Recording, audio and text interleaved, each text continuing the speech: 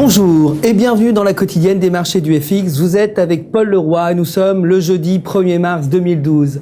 Le dollar américain s'est renforcé face à la plupart des devises principales.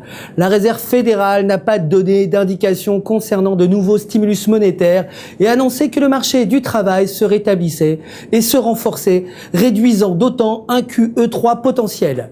Les chiffres préliminaires du PIB atteignant par ailleurs 3%, soit mieux que les 2,8% prévus.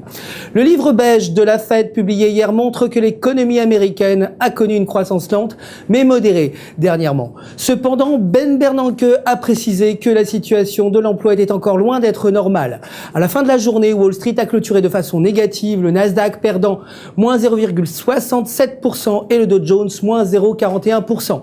Le pétrole brut est retombé autour de $105 alors que les inventaires s'étaient avérés plus importants que prévu, mais a finalement clôturé presque inchangé à $107 le baril. L'or métal refuge par excellence a été fortement vendu suite à l'annonce de Ben Bernanke et a perdu plus de $100, représentant un effondrement de plus de 5%, clôturant à $1 695 l'once. Aujourd'hui, les demandes d'assurance chômage devraient atteindre 350 000 contre 351 000 auparavant. L'indice ISM manufacturier devrait de son côté atteindre 54,6 contre 54,1 précédemment. Le président de la Réserve fédérale devrait de nouveau s'exprimer plus tard dans la journée.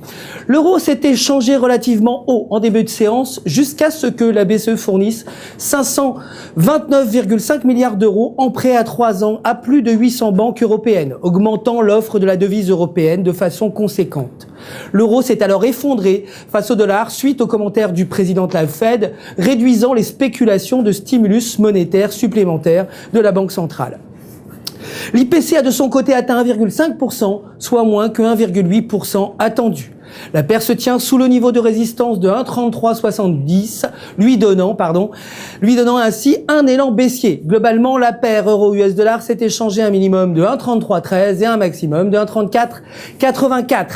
Aujourd'hui, l'indice des prix à la production devrait rester identique à 49,0 et l'indice des prix à la consommation devrait de même rester stable à 2,60. La livre est parvenue à réaliser de faibles gains face au dollar après avoir atteint son plus haut cours depuis novembre 2011. Mais son cours est retombé durant la séance américaine, effaçant ses gains, retombant autour de 1,5900. Techniquement, l'élan de la paire livre US dollar reste haussier au-dessus du niveau de support de 1,5850. Le prochain niveau de résistance se situant à 1,5970. Globalement, la paire livre US dollar s'est échangée un minimum de 1,5897 et un maximum de 1,5990. L'indice des prix à la production devrait atteindre à 51,90 aujourd'hui contre 52,10 précédemment. Le dollar s'est renforcé face au yen. Les investisseurs ont en effet recherché une valeur refuge suite aux propos mitigés de Ben Bernanke. Les dépenses en capital ont atteint 7,6%, soit bien plus que les moins 6,4% attendus. Tant que la paire US dollar-yen se maintient au-dessus du niveau de support de 80,80, son élan continue d'être haussier. Globalement, la paire US dollar-yen s'est échangée un minimum de 80,24 et un maximum de 81,11. Aujourd'hui, les dépenses des ménages devraient atteindre moins 0,70 contre 0,50% auparavant. L'indice des prix à la production de Tokyo devrait lui rester identique à moins 0,4%. Le dollar canadien s'est renforcé face au dollar américain pour atteindre son niveau le plus haut depuis 5 mois, suite au prêt de la BCE aux banques européennes pour éviter un effondrement de la dette. Le dollar canadien est parvenu à clôturer de façon positive face au dollar américain, bien que ce dernier ait vu son cours monter également.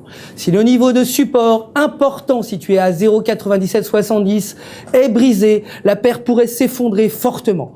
Globalement, la paire US dollar canadien s'est échangée un minimum de 0,9842 et un maximum de 0,9956.